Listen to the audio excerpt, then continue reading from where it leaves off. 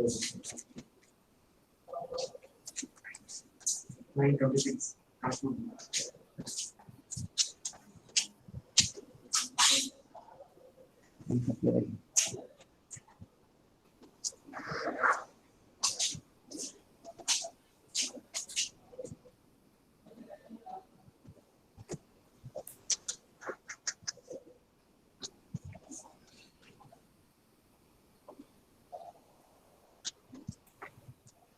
ನಾನು ಕೇಳಿಸಿದ್ದೇನೆ ಕೂಡ ಹೇಳಬೇಕು.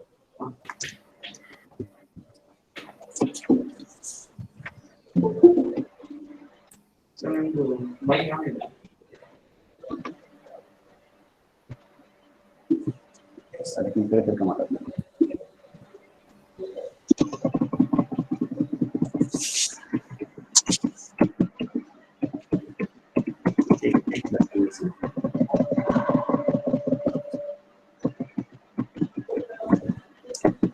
ಅಮ್ಮರೆಲ್ಲ ಬಂದ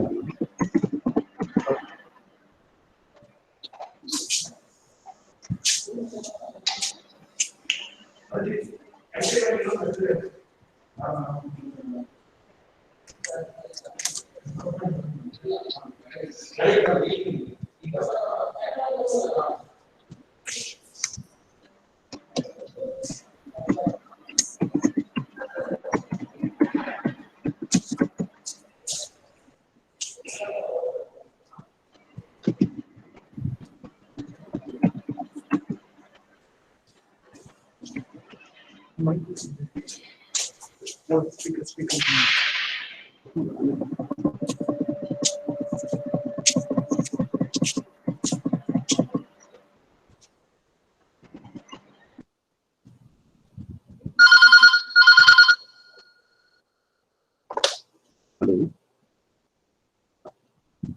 ಸರ್ 9:30 ಆಗಬೇಕು. ಏನಿಲ್ಲ.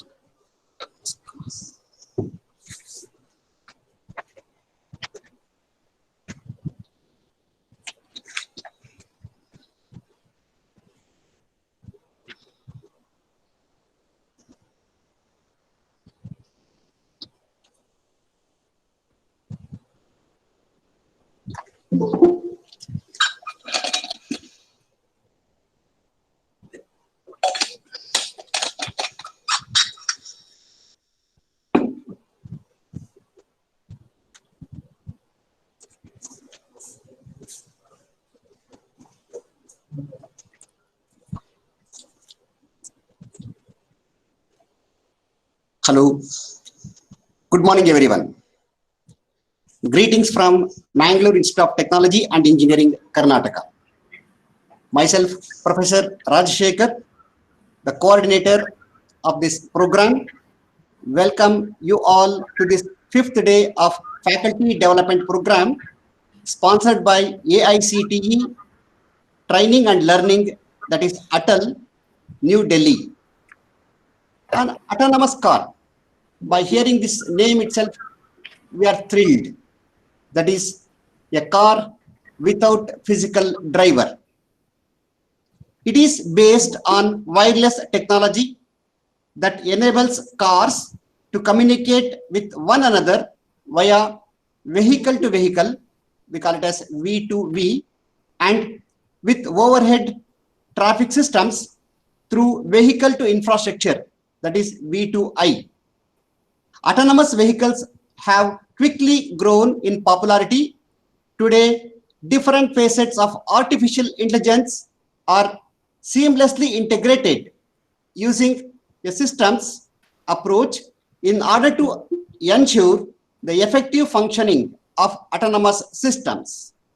Such vehicles serve as excellent examples of leading-edge artificial intelligence-based applications.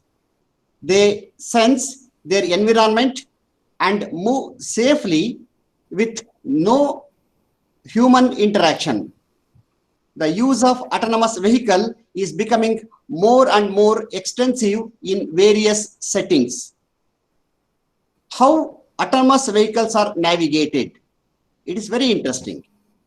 Autonomous cars create and maintain a map of their surroundings based on a variety of sensors situated in different parts of the vehicle.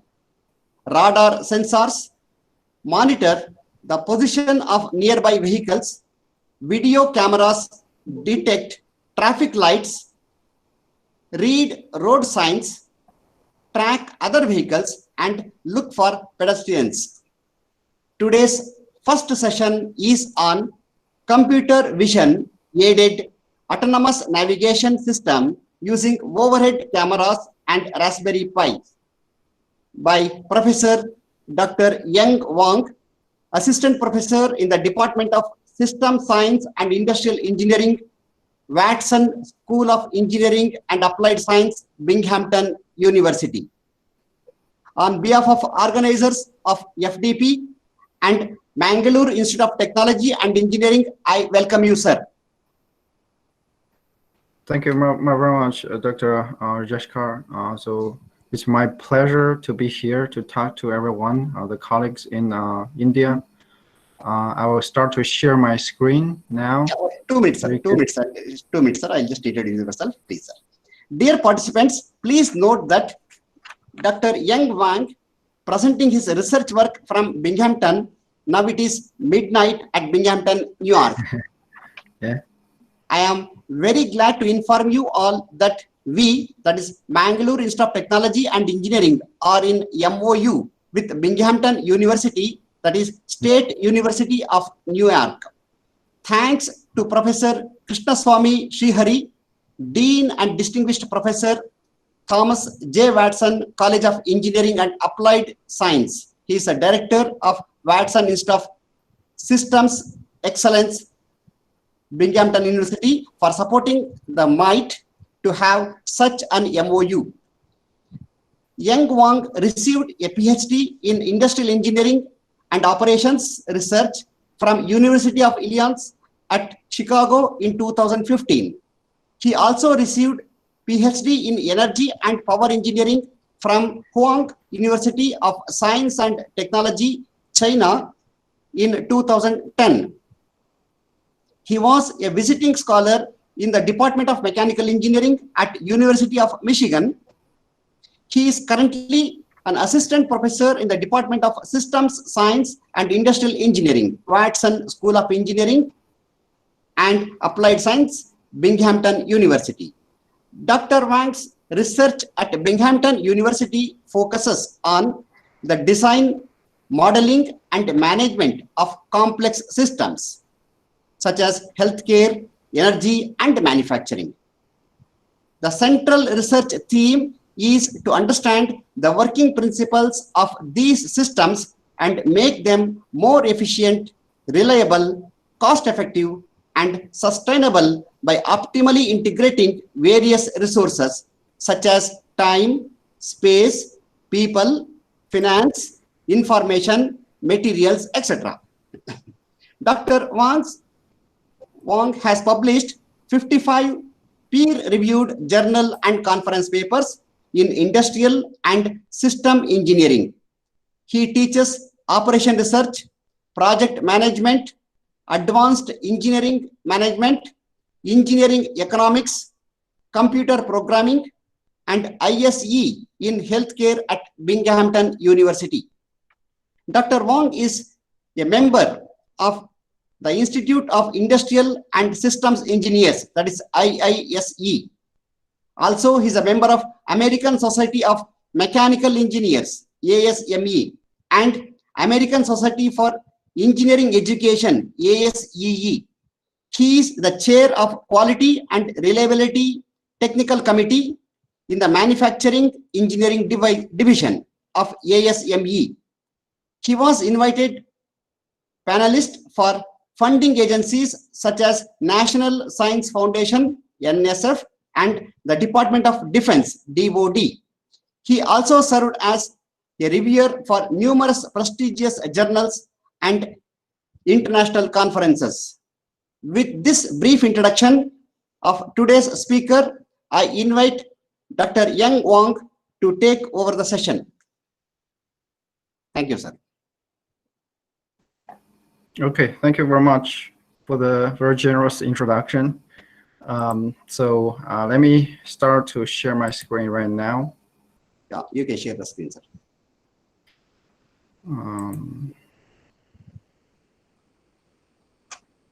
Yeah, here at Binghamton, usually we use Zoom for this presentation. So this time I'm switching to Google Meet. So this is pretty new to me, so bear with me for a moment. Let me try to share my screen. Okay, to save some bandwidth, I just turn off my video now, but I just share the screen with everybody. Okay, can everybody see my computer screen right now? Yes, sir, it is visible. Yeah. You can make it full screen, sir. Okay, thank you very much. So right now it's in the presentation mode. So today's the topic is just computer vision aided autonomous navigation system using an overhead camera and the Raspberry Pi. So this is a brief outline of today's talk. Let me just hide this one. So first of all, I would like to give a lot of thanks to everybody who attended today's session, and also a lot of people who organized this meeting to make it happen. And also some brief introduction of this project. And after that, we'll introduce the hardware and software that is used for this project. And also we introduce the system connection and wireless communication. After that, I introduce how we make this entire hardware system intelligent, give it intelligence through this autonomous navigation, like image processing, localization, mapping, and path planning and tracking. And after that, I'll give the conclusions and potential future work. First of all, I would like to thank WISE, which is called Watson Institute for Systems Excellence. So this is one organization within the Watson College right now at Binghamton University. I think many of you already know Dr. Srihari, who is the Dean of Watson College. Previously, it was a Watson School, but right now we have been upgraded to Watson College. And Dr. Hari is also the director of WISE. And I'd like to thank System Science Industrial Engineering Department, which I'm affiliated in, specifically Dr. Mohammed Kassani, who is the chair of SSIE department, and also he's the associate director of WISE. And next, I'm gonna thank a master student, Miss Chen Shuai. She just graduated this summer and got the master's degree in the Industrial and System Engineering program. She has been working for about 1 year as a graduate research associate at WISE and SSIE department. Last but not least, I would like to thank Manglo Institute of Technology and Engineering and Department of Mechanical Engineering, specifically Principal Prasad and also Dr. Rajesh Akar for making this, for giving me this opportunity to present to everybody. I actually have presented some similar material to VIT and also Normal University. I have actually got some friends there. So we start to build this kind of a research relationship to talk about the research papers, publications, even proposal writing and stuff like that. Hopefully through this kind of a communication, we can build this collaboration relationship in the future. A brief introduction here, because the topic is the autonomous navigation system. Autonomous vehicle has been utilized widely. A lot of companies right now, they are doing a lot of research and also investing a lot of money to make these cars more intelligent.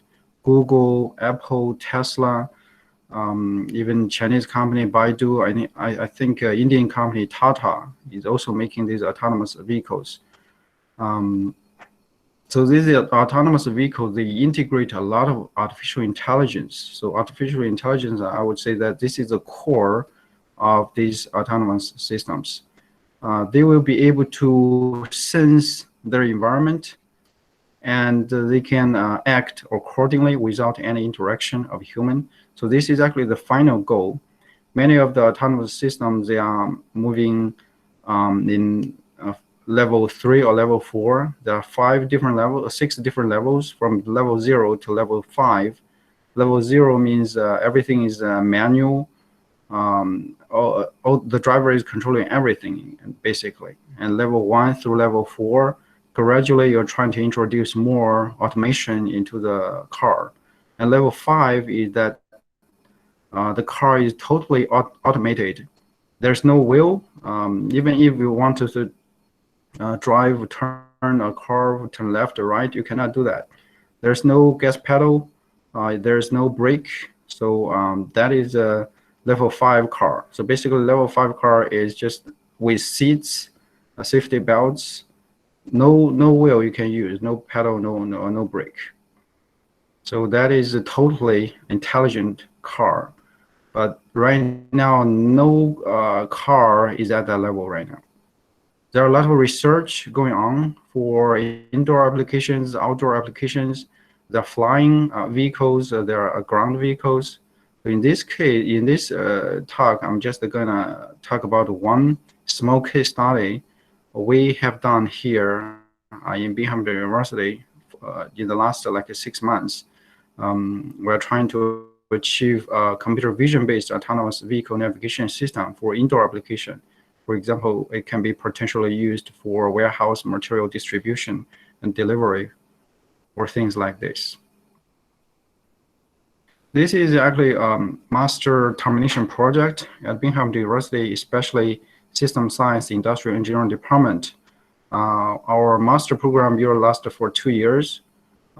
Students can choose whether they want to do a thesis or they can just do a project. So if they do a project, usually they will have to find an advisor here. And then the advisor will give them some tasks. Sometimes the advisor will give them very detailed description, like you have to do this one, step 1, step 2, step 3. Other time, the task could be very open-ended. So that means there's only one topic. And then it's up to the student to carry out all the details and finish all the design, finish the implementation, finish the experiments, and come up with the report, the presentation, and so on and so forth. So this is the way I actually supervising my termination project master student. I just give the student the topic, like this one, and also some objectives. And then it's up to the student to design the system, up to her to finish the implementation, do the experiments. So the first requirement is that this autonomous system must be able to actually identify which is a vehicle on the ground, which are the obstacles. And we try to do that in real time using an overhead camera. And the other one is we try to plan and track which is the optimal path on the ground so the vehicle can go from the starting point to the destination without hitting any obstacles or any person. And we try to communicate wirelessly between the overhead camera and the ground vehicle. We also want to navigate the vehicle to move from point A to point B, as I mentioned, without hitting any obstacles.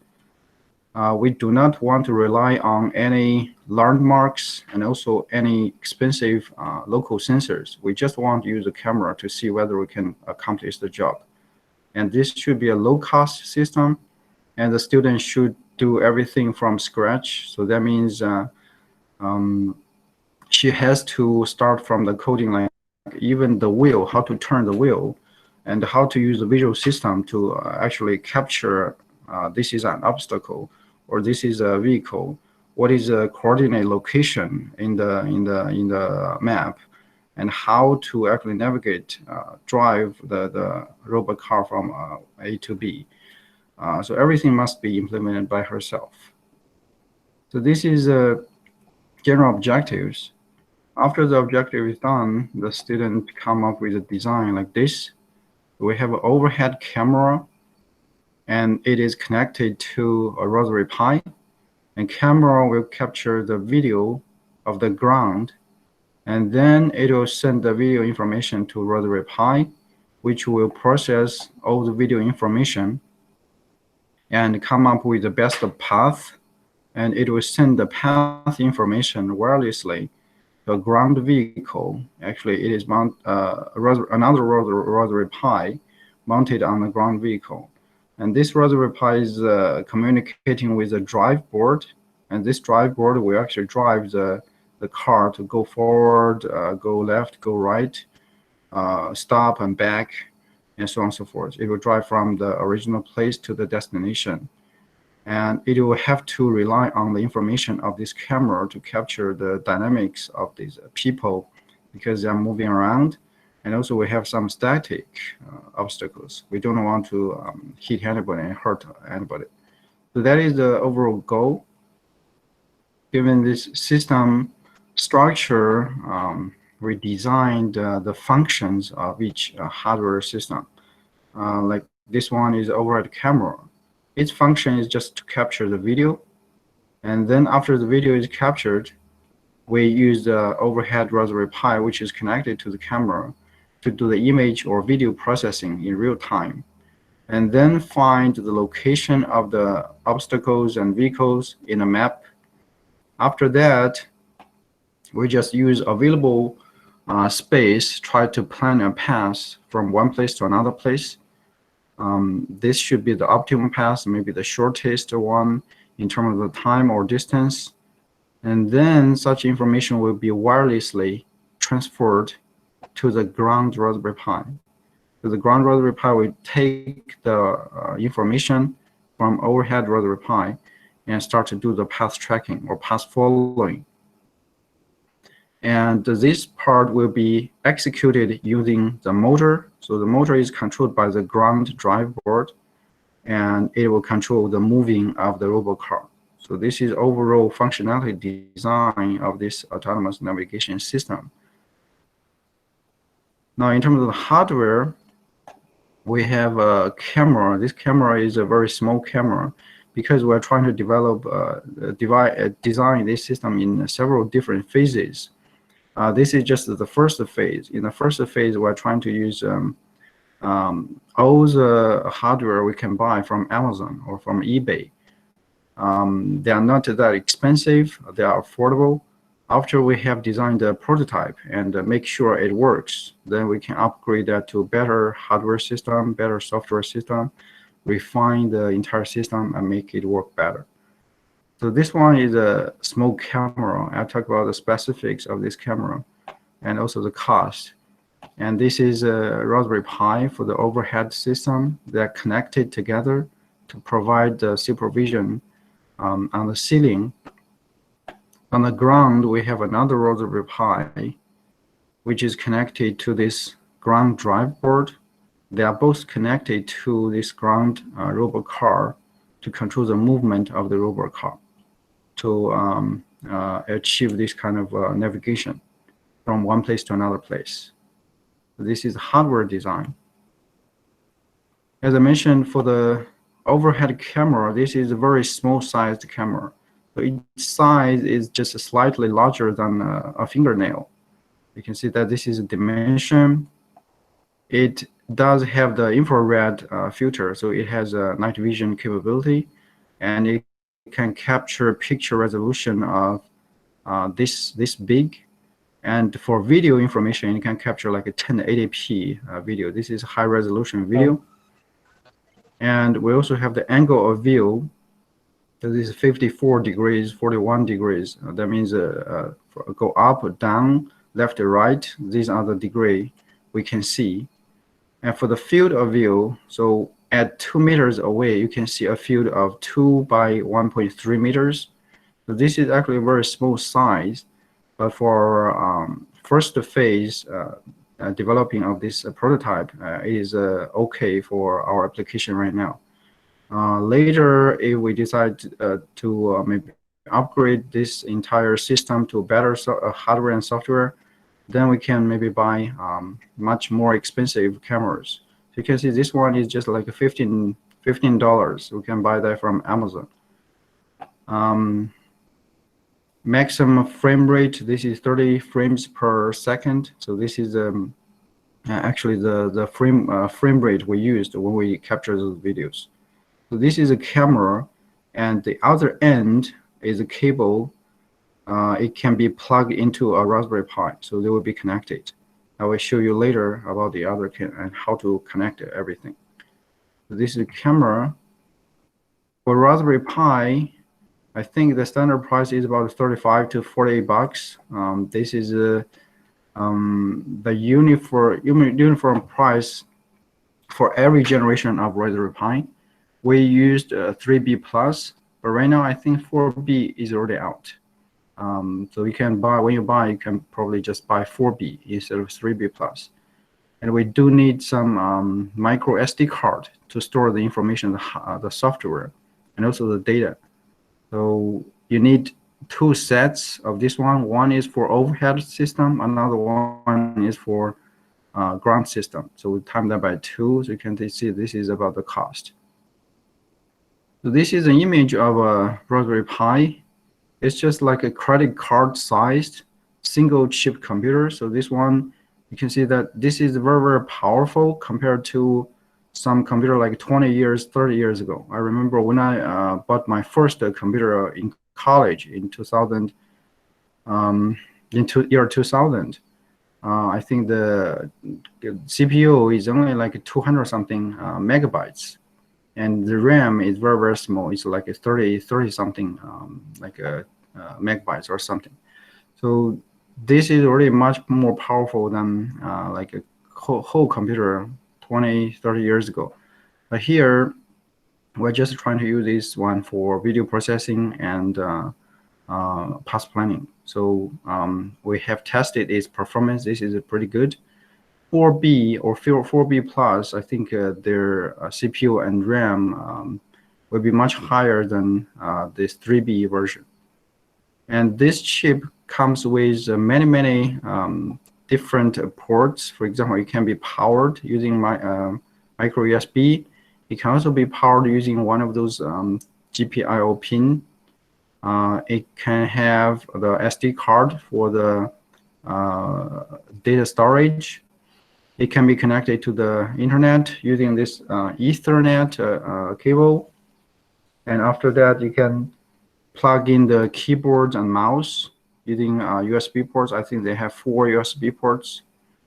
It can play sound input and output. A camera module will be plugged in here. And also we have dual monitor capability. So basically you can plug in 2 monitors into this system. So this is the components that will be very useful when we try to assemble our autonomous system.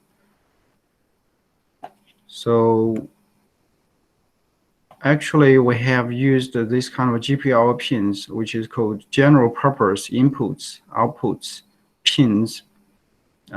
This diagram just shows 40 pins, each pin what is its purpose. And based on the voltage and ampere information, current information of these pins, then you can do a lot of things, like get the information of the sensors, like a vibration sensor, moisture sensor, even fire, temperature, motion. So all these sensors can be connected with one of these pins or maybe several pins. And you can use a breadboard to do all this kind of connection. So you can have many wires, you can have buttons, you can have speakers, display, everything can be connected to this system to make it a complete system. So we just use this one for our own connection with the drive board, so we can control the drive motion of the robot car. We talked about the hardware. Now let's talk about the software. For the software system, we need to install operating system into the Raspberry Pis, both overhead and ground. So they are exactly the same. We just install the operating system called Raspbian. Right now, I think it's called Raspberry Pi OS after 2020. And you have to use some software to write that operating system image into that Raspberry Pi. We used Balena Etcher, but of course, Windows 3.32 disk image can also do the job. And we installed Python 3.7 on both overhead and ground Raspberry Pi. So we can do some programming, especially for image processing or video processing. You need a lot of information, a lot of programming capability of Python. Right now, I think the latest version is Python 3.8, but we did this one last year, so it was the old version. You can also connect that with multiple desktop display. You can also connect them using remote desktop. Doesn't have to be a real desktop. You can connect one of the ports and show the display on a separate computer. This is just optional. In terms of the communication of two Raspberry Pi system through wireless, we just use this protocol. You have to define those protocol to make sure they can be connected. So this protocol is called Message Queuing Telemetry Transport, or MQTT. Sometimes people just call them Mosquito. So this is a very popular protocol that has been used widely for Internet of Things application. Due to its lightweight, it doesn't consume a lot of energy or computation power. It is based on the publish, subscribe, this kind of a network protocol. So that means after one Raspberry Pi is publishing some information, all the other Raspberry Pis can accept that information in real time. So this is pretty useful when we are doing this control, especially later when we try to expand from one robot car on the ground to multiple robot cars on the ground. So this is the basic software we installed or used for Raspberry Pis. For the overhead camera, because we also need to do the video processing and plan for the best path we can find, so we can navigate the car from one place to another, we have to install more software system. So OpenCV and TensorFlow, these two are very popular software package for image and video processing. They can also be used for more advanced application like object detection, three-dimensional reconstruction, and so on and so forth. TensorFlow can also be used to recognize the objects and also predict the trajectory of the moving objects. So this is especially useful for capture the scene that involves a lot of moving. So these two, we have to install that on the overhead Raspberry Pi. Now on the ground, we have the drive board. So this is just the drive board, the description here. It has some LED system. It also has 6 servo control interface. Basically, this servo control will control the motor of 4 wheels, and it can also control, we actually have a camera located on the ground car. We didn't use a camera capability in the first phase.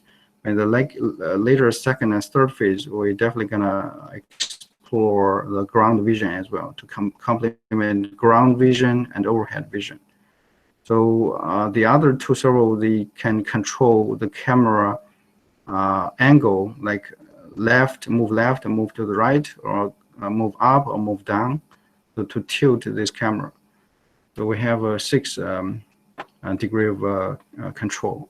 And it has an infrared sensor capability and ultrasonic interface, so we can basically also control, put ultrasonic to avoid the collision in real time. This one is not that expensive. It's just like a $30. We also have the robot car. So this one is a little bit more expensive than all the other components. The size of this robot car is just about a shoebox. You can see that this is the dimension, and it's less than 1 kilogram. We do have a internal battery. So this is a lithium-ion battery. Two batteries actually connected together in series to provide 7.4 voltage and the capacity here. It has a wireless communication capability, and this is sufficient for us to communicate with the overhead camera to process the video information and also to get the waypoints after the path has been planned. So this is sufficient for us, but I think right now, a lot of other wireless card, they have the capability to process more than 1,000 mega bps. And the range, that means how far away can this wireless signal transfer. So if there's no block, it's clear, then this is just 80 meters. But if there's some obstacles in between the sensor, then this range will be greatly reduced. I think it will be like less than 40 meters. But if you have multiple routers, so these car, when they're driving in different regions, they can roam into different router. So that is not a big issue for this kind of application. We have 4 motors and 4 wheels and the chassis to mount all these cards on top, and also the battery on top to make sure it doesn't vibrate a lot. That is about software and hardware. Now it comes to the system connection. As I mentioned, this will be the top overhead system. We have a Raspberry Pi, which is a computer. We do the processing. We have a camera. So this camera is directly connected to the Raspberry Pi, the video port. And this part will be mounted on the ceiling. And it can also connect with other hardware, like the keyboard, like the power. And also you can, if you want bigger memory or bigger storage, because of your processing video information, you can install another USB drive. This is an overhead system connection. For the ground system connection, we have to connect 3 things. So this is Raspberry Pi. It is connected to the drive board, and the drive board is connected to all these wheels to control these motors, moving left to right, forward, backward, like a move or stop or something like that. So this is after we have assembled everything together. So this is what it looked like on the ground. So right now, all the software and hardware is installed, but the car doesn't have any intelligence. In terms of the communication between the overhead system and the ground system, we have used this MQTT protocol, as I mentioned. So you have to come up with IP address for both the ground system and overhead system. Depending on your wireless environment, it could be some random IP address. You have to set that up. After you set that up, then you can just use this IP address to do the communication between these 2 systems. And for MQTT, we need the information like the topic and the payload. Topic is something is very general. For example, we just give it a topic like a path, and the payload is actually the content of this piece of information. So we can just say this is waypoints. So that means when we, after we have done with the path planning, we find several key waypoints we want the robot car to pass. So after they pass these waypoints, we just say that they are accurately following the planned paths. So this is what payload means. So we have done some initial testing, like we just send some coordinates information, X, Y information of these waypoints from the sender. So the sender is the overhead system to the receiver, which is on the ground. After testing, we find out everything is received correctly. So that means the communication, there's no problem. And after that, we did some other testing to make sure we can actually control the car to move forward, backward, turn left, turn right, and it should be able to actually back turn left and back turn right. It can also brake or stop when it's needed. So I do have some video. I'm not sure whether I can play video via this Google Meet. Let's try.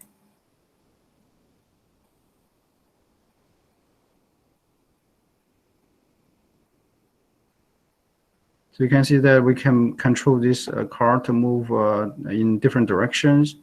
We can even actually control the camera to tilt up and down or pan left or right. So that is also something we can do.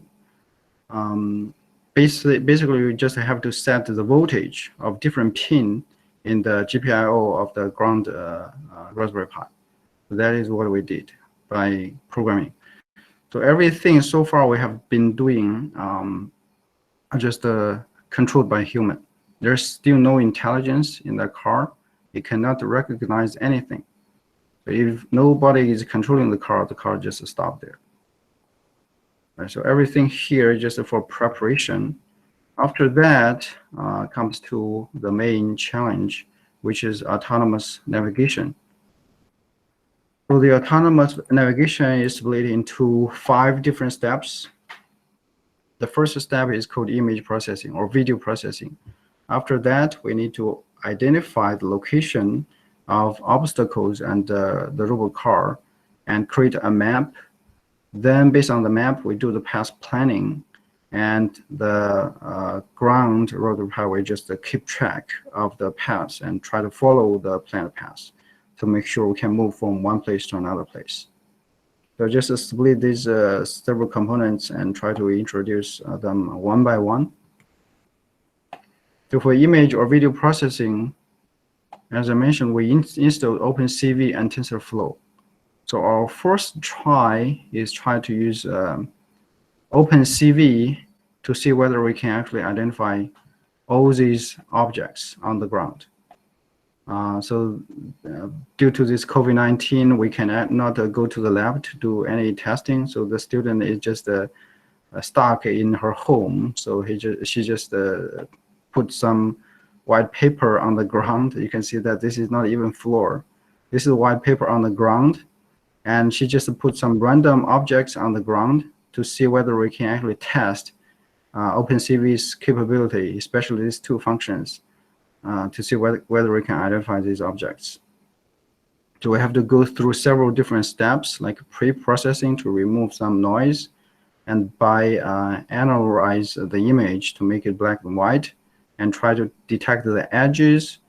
And after that, we try to detect the contour and try to see whether we can really identify those objects or not. This, by the way, is a black bag. This is a plastic bag. We have another one. This is a plastic box. This is a coffee mug.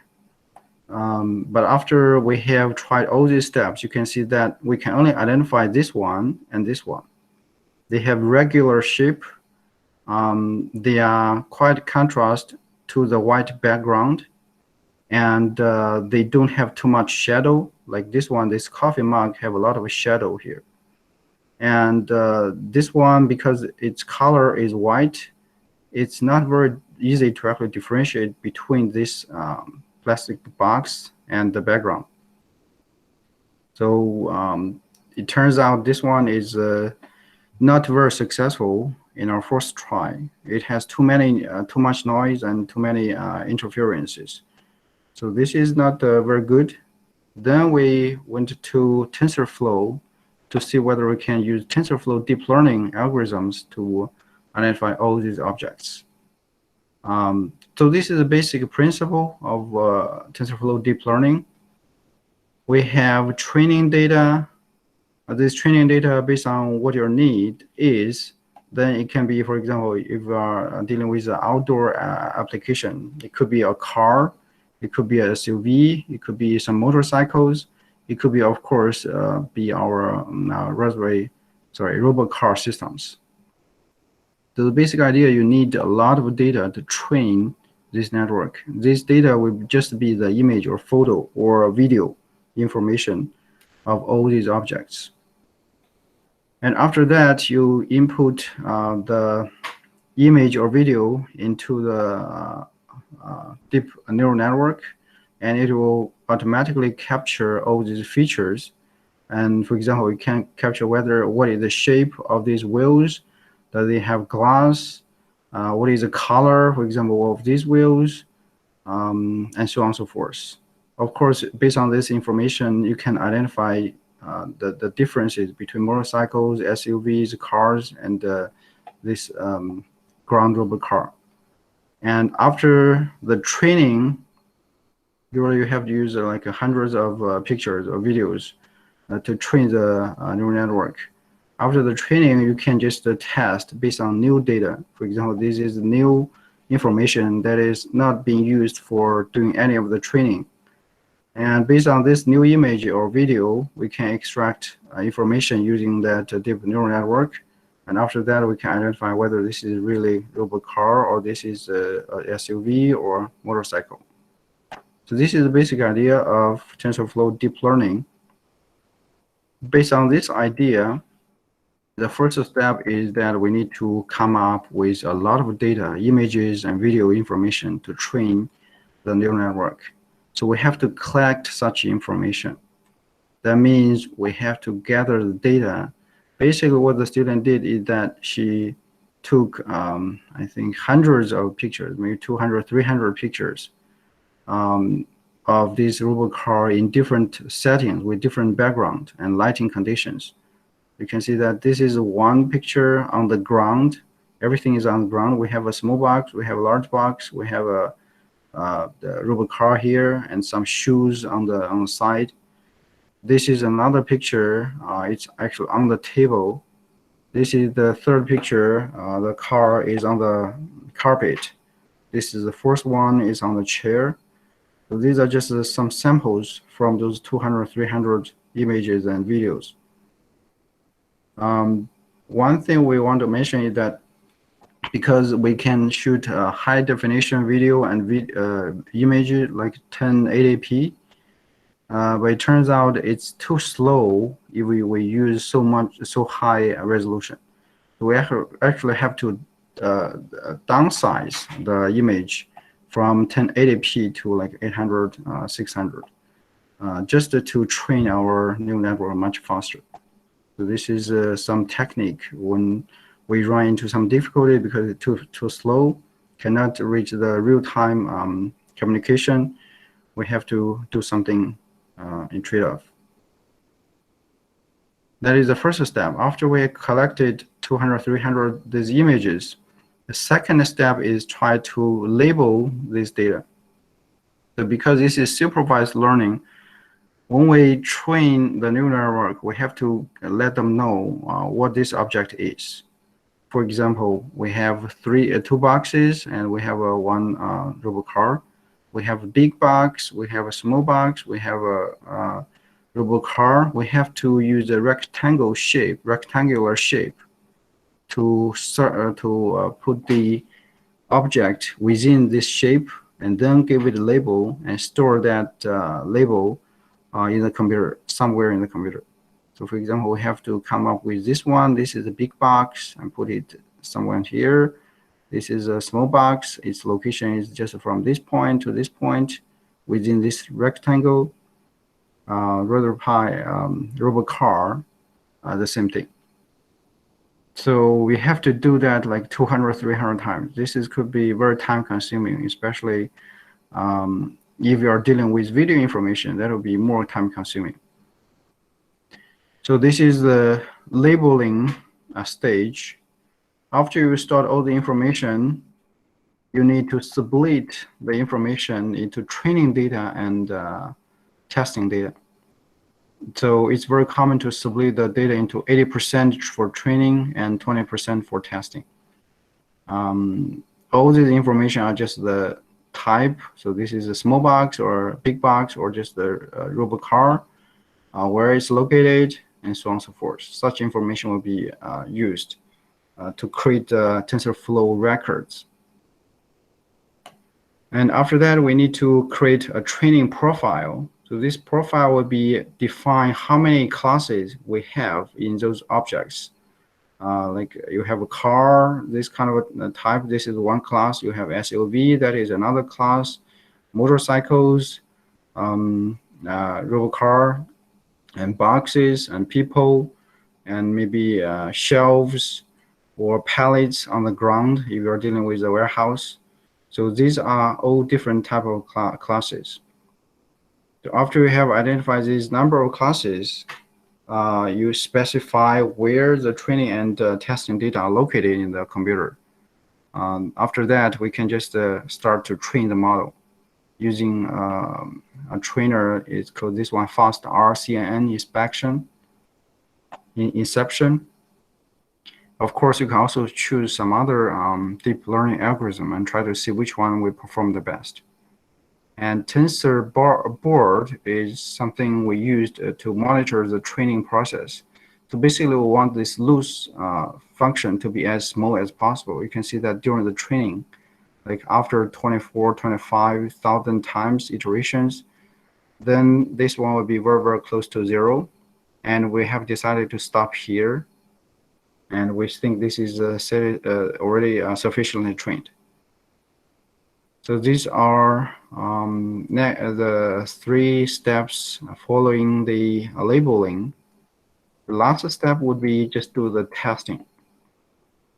In this step, we try to create some new images or new videos, and we try to just use our trained model to see whether we can correctly determine whether this is a robot car, or this is a big box, or this is a person, or so on and so forth. You can see that after we done the testing, you can see that the probability or confidence is like 90% we can identify this is a car, this is a robot car, this is 98%, and so on and so forth. When it comes with multiple objects, it can also do the job very well. But of course, this is very simple training in the lab or in her home, because we cannot go to lab due to this COVID-19.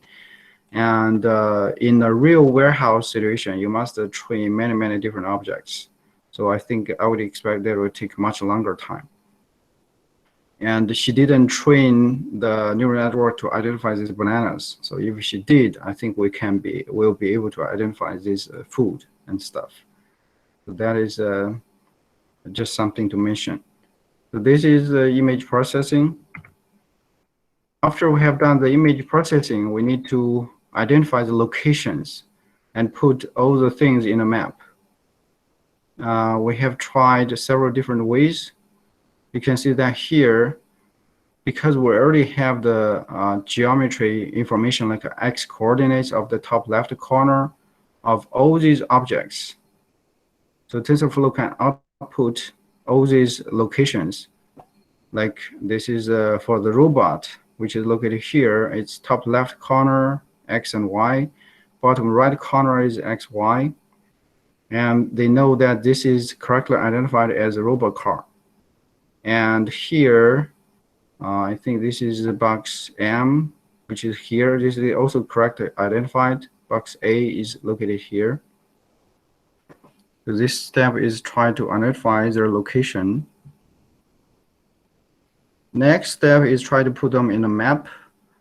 The basic idea is what are your surroundings?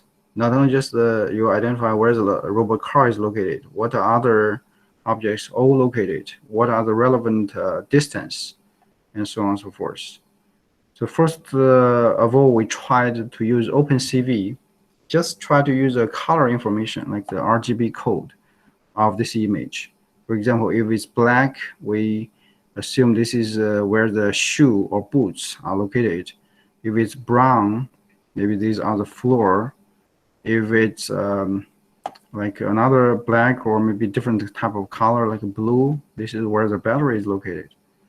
But after we have done the testing, it seems like the result is not so good. So for example, these are zeros. We give them zeros because they are black, the color are very similar to each other. But you can see that we have many noise. Even here, there's no black. After we tried OpenCV, it shows that this is black.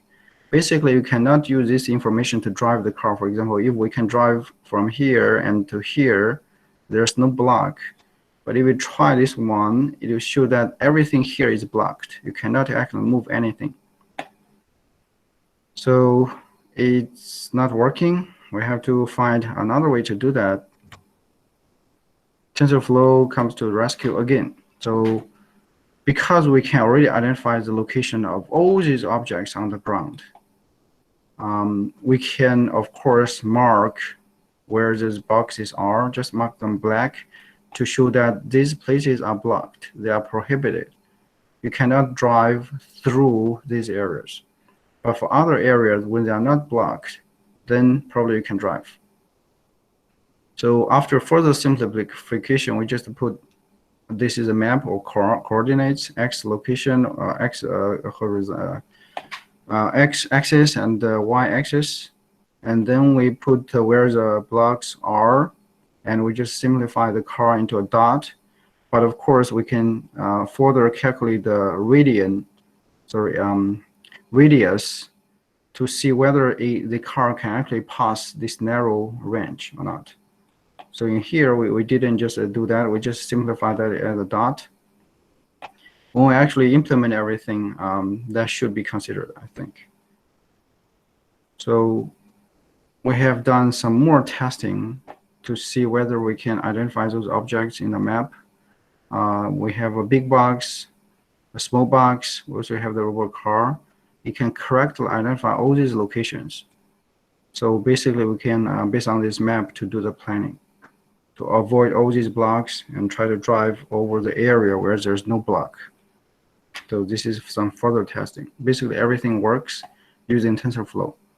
OpenCV doesn't work, but TensorFlow seems to work well. Now it comes to the path planning phase.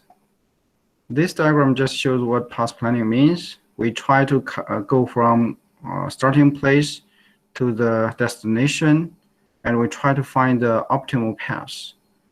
If there's no moving objects, for example, like this one, we are running through a maze, and we can just, based on the map, and try to calculate which is the optimal path to just go through this maze and try to come out of this exit.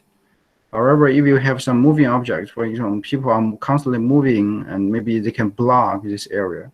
So you have to dynamically consider this situation to see whether it works or not. But basically, we try to find the shortest and cheapest or fastest path. There are several different types of algorithms to do that. Most commonly used is called this Dijkstra algorithm. This one is an algorithm that can guarantee that you have the optimal path. I have some demonstration here. For example, you start from this place. You try to go to this destination. Dijkstra algorithm will just like you throw a stone into a river or into a lake. You can see the wavefront is moving towards all directions in equal speed. And finally, it will hit this final destination. And based on that information, it can calculate the optimal path. So this is what Dijkstra algorithm is doing. But this algorithm is quite slow. It can deal with static information, so that means there's no moving objects. If in real time you have to deal with real-time video and people are constantly moving, you haven't got the optimal path yet, but all the environment is already changed. So it's very difficult to deal with dynamic information. For the other algorithm, which is also commonly used, this is called A-star algorithm. This algorithm is a heuristic algorithm. It means it cannot guarantee to find that this is the optimal path, but it runs fairly fast. So it does not just spread the wave into all the direction equally. It tried to find some most likely direction and try to spread in that direction much faster than to other directions.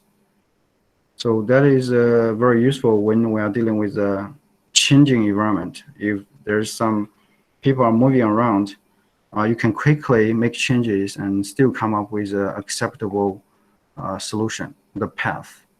So this is why we decided to use the A-star algorithm.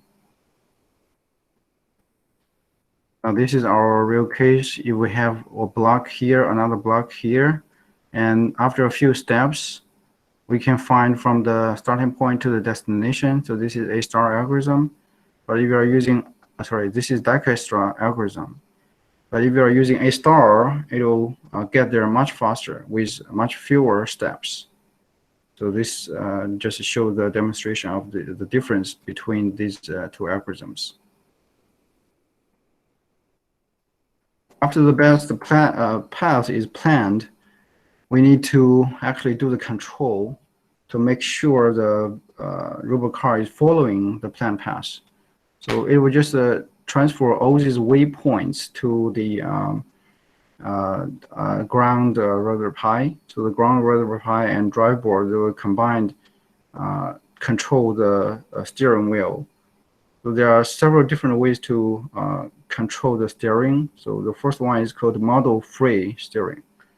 Basically, just use the PID to see whether you are deviating from the planned path or not. If your deviation is pretty big, then you have to sway it back to the path. Another type of control is called model-based steering control methods. So in general, these model-based steering control methods are more accurate than this model-free PID control. Some other specific methods in this category include this pure pursuit control, front wheel feedback control, or back wheel feedback control. And it may also use a linear quadratic regulator control. So this one is also commonly used. Last one is called model predictive speed and control. So this one is we involve more computation, but its accuracy is pretty high. The limitation of our car is that because we are just using robot car, so this robot car is $100. It doesn't have too many capabilities to control front wheels and rear wheels separately. So when you do the control, usually it's just control turn left and turn right. All the wheels will be controlled at the same time. So we have decided to use just the pure pursuit control. But of course, later, if your wheel can be controlled separately, like each wheel can be controlled, then you can use this two or even this two. Now I have done some testing. You can see that we have two blocks, and this is starting point. This is a destination. We try to go from the starting point to the destination, find the optimal path. It turns out this is optimal path. Little crosses, they are just the waypoints we planned. So this is after we actually planned the waypoint and use the path tracking algorithm. The blue line just shows actual path of the vehicle. You can see here. The blue line is trying to track this little cross, green cross, which is a waypoint. It does not exactly follow these sharp curves because the wheel must be turned smoothly. So this is why sometimes it's not exactly following the exact waypoints. This is just due to the vehicle dynamics. So this is simulation results. We also did some experiments. You can see the car is moving from the start through some horizontal zone and then go to the other end. By the way, this cable is actually not supposed to be there, but we did something wrong later and actually burned one of the card on this robot car. So that is why we have to use the cable to plug in to supply the power for the battery. I'll talk about what other lessons we have learned when we get there in the next few slides. So if you don't have this cable, where the car should be moving with just the battery on the car itself. So this is one demo. We have done some other demo. So for example, we have two blocks connected to each other, and this is the path we planned. So this is the shortest from the starting point to the end destination. And this is the simulated results. This is a dynamic to show you how the simulated path is following these waypoints. Now, after the simulation is done, we actually control the car to see whether it actually moves in that direction or not. It turns out it's moving in that direction and following the waypoints. Let me put that back. Maybe I can just show that one more time.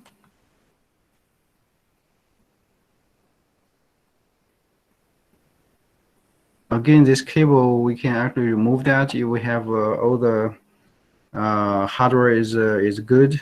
Then we don't actually need this cable. We just need the battery to power everything. In conclusion, we have implemented this system with overhead camera, overhead Raspberry Pi, and also ground camera, drive board, and ground over car to make it work. This is a very simple demonstration. We did everything from scratch. We have learned a lot of lessons. Like, first of all, sometimes when we try to connect the GPIO pin with the battery or with the drive board, we were not careful. And when we connected that, the car is moving, there's some vibration.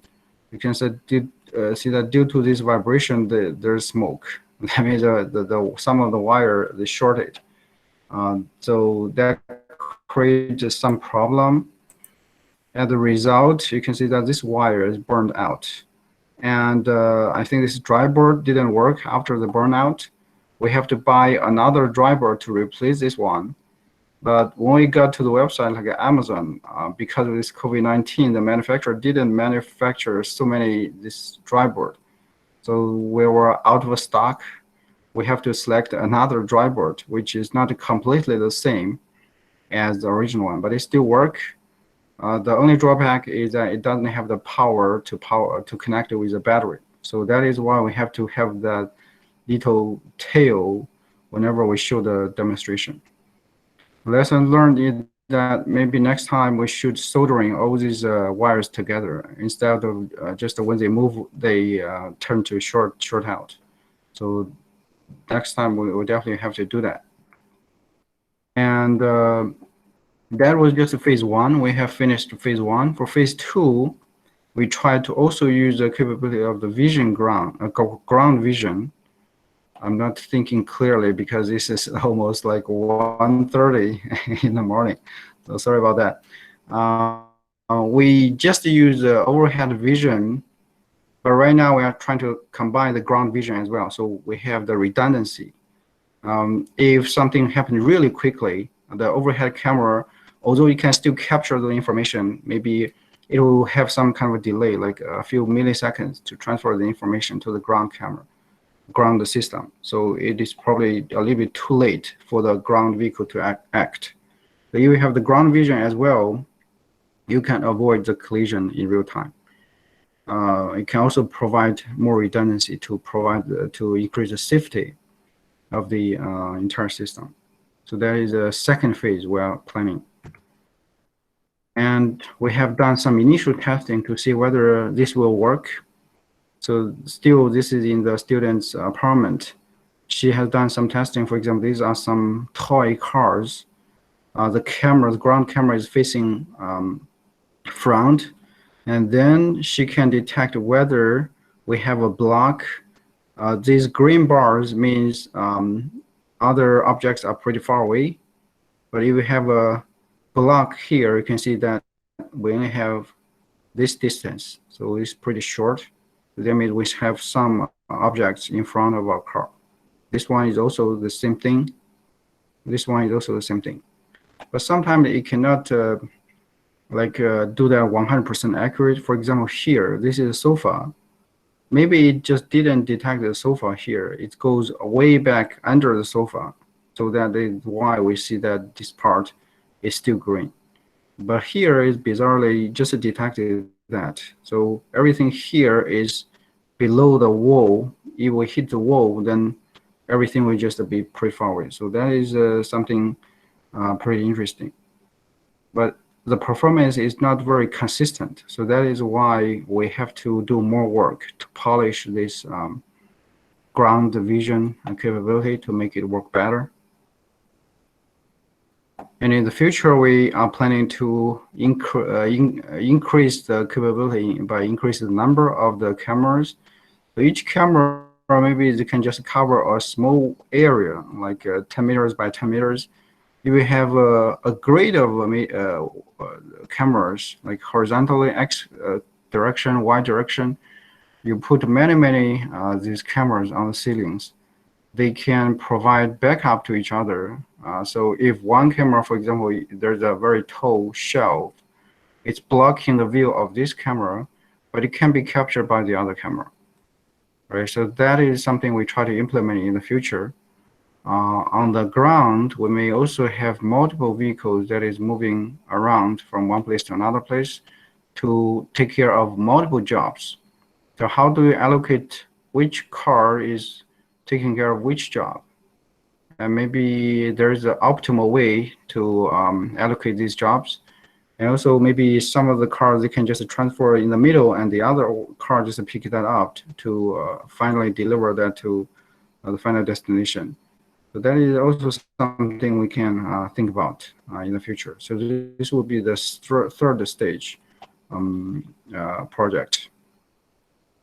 So basically that's it. I think, did I run out of time, or I think I'm still in time. Anyway, I thank everybody for attending this talk.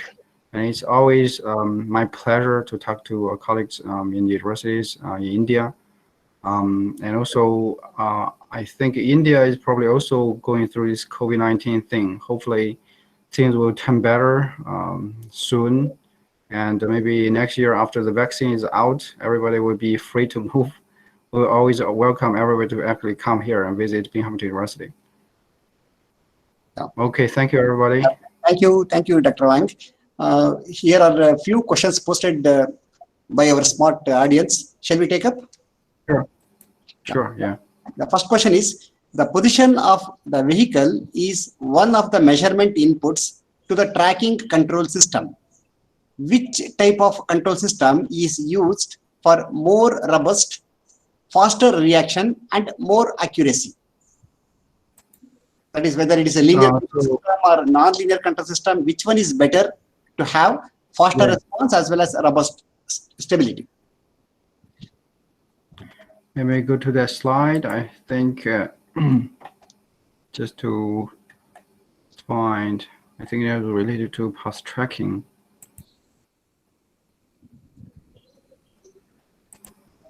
This slide, right? Yeah. So here we actually just use this pure pursuit control because it's simple, and because the limitation of our car, we can only control all the four wheels at the same time. We cannot separately control each wheel, like the left front wheel, like a rear right wheel. So if you can do that kind of control, you can use front wheel for feedback control or rear wheel feedback control. You can even use model predictive speed and control. Due to the limitation, we just use this one. I think the best one should be this model predictive speed and control. So that can provide you more accuracy and higher reaction time. So that is what we have tested. We only tested this one. What do we think, or based on our survey of literature, we think this probably will be the best.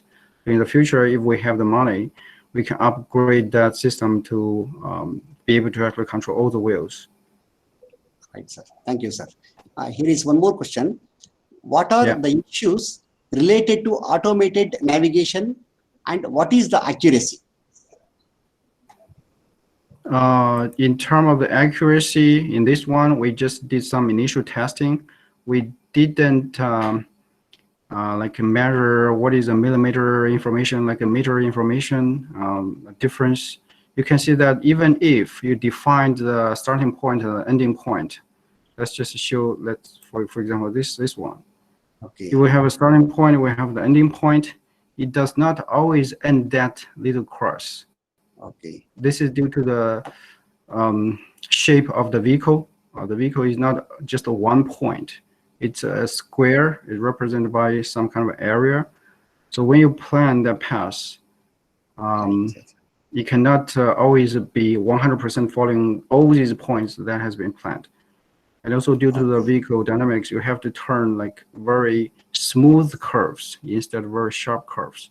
We didn't actually measure the actual difference, like how many centimeters between the planned pass and the simulated pass. But of course, that can be done if we later have implemented some kind of visual system to measure the differences. Yes. Hopefully, I understand. I answered your question. If not, you can email me. We can talk more. Yes. Yeah. Thank you. Here is one more question from our faculty member, Mr. Lakshmi Godapal. Sir, any specific reason for reducing size to 800 by 600? Can we choose other size? I think you're talking about the training phase here, right?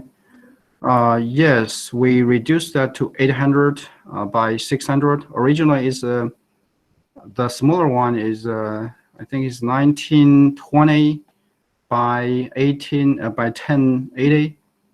So that is a pretty large video size. The reason is that we have tested that it takes a very, very long time to actually process, because the Raspberry Pi is not a very strong computer like your laptop or even your desktop. So it's like a very small sized computer. We even tried to even convert everything into black and white image. That will make it even larger, even faster. Okay. So that will also probably work, but it may not be able to actually deal with all the situations. So that is why we just decide to reduce the size to this one, but we still keep that everything is a RGB image. That means color image.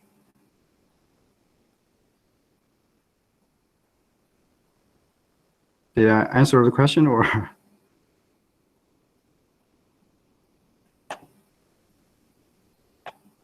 Or is there any other questions?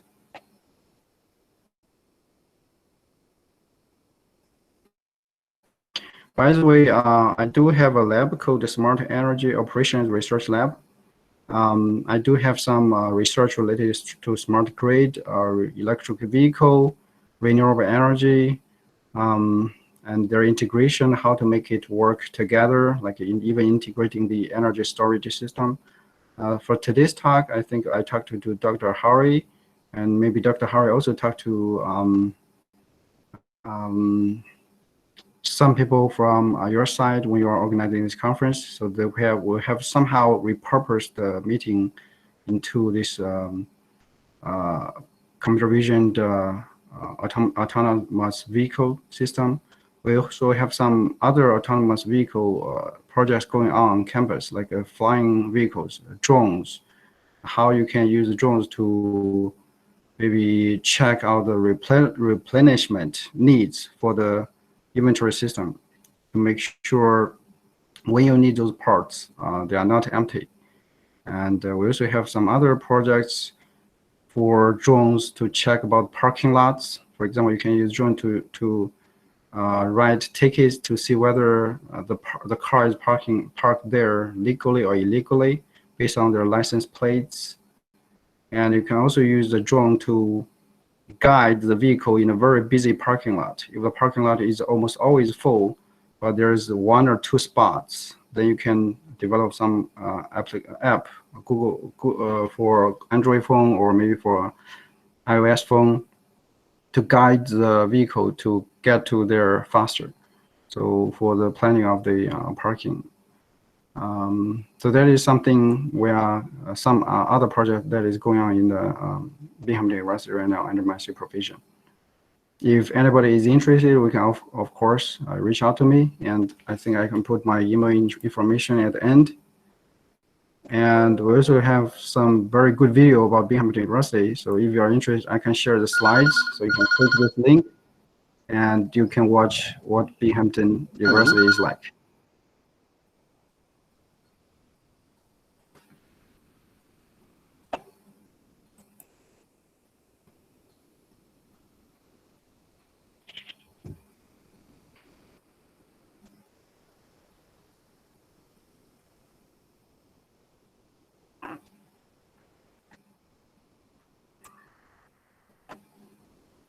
Do we have any other questions?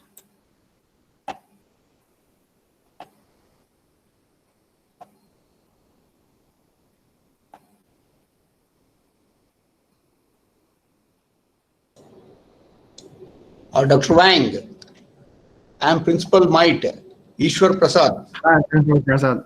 How are you? Nice, it was excellent, and I think participants and our faculty were very much interactive, and it's an amazing project. Really, it's we have heard of all this, but we have not seen a practical presentation on this. Particularly, the way it went on as a presentation was really excellent. And probably we have your contacts, and any of our faculty and participants require some more detailed, probably they can write to you and they can discuss with you and learn. And wonderful. And apart from thanking you for your late night schedule, probably now it is 1:30. So I have visited Binghamton 3 times, if I am correct. I used to come to the department, your robotics lab and all that. I have visited many times, and really it is excellent place for students, an excellent learning place, particularly for students and faculties, and excellent facilities to carry out research. And your presentation was very excellent, and I thank you wholeheartedly. And apart from that, my special thanks to Dr. Srihari, who has given us a chance to have an excellent interaction with you. Please convey our regards to Dr. Srihari, and our Dr. Shekhar is little occupied. He is somewhere outside, so he requested me, please convey our thanks so that we can conclude. So then I thought, okay, I'll enter and finalize. Once again, thank you very much. Please convey our regards to Dr. Srihari, and also to you, because your presentation came through Dr. Srihari, and your presentation was excellent. Okay, very nice of it. And I was looking at Dr. Wang. We were a little afraid. Maybe your accent can be managed. It was not managed. It was excellent, and 100% people could get it. I was attending it. Okay, so nice of it. Thank you. Thank you, sir. Thank you very much. So thank you, Dr. Wang, for your concern to reach others, even though it is weekend as well as the midnight. You are very supportive. Thank you very much.